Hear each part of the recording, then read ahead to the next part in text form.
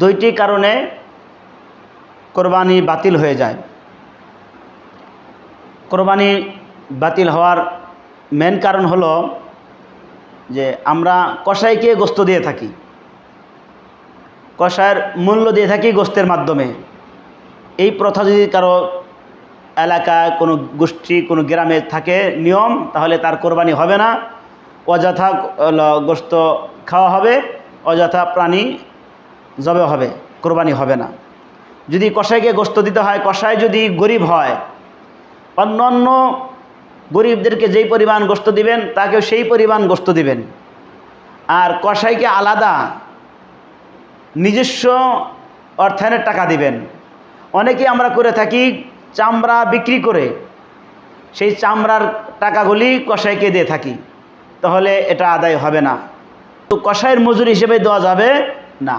এই জিনিসটা আমরা খেয়াল করব যে আমরা 1.5 লাখ 2 লাখ টাকা দিয়ে কোরবানি করি, কিন্তু 500 টাকার জন্য, 200 টাকার জন্য, 1000 টাকার জন্য আমাদের অনেকের অধিকাংশ মানুষের কোরবানি হয় না।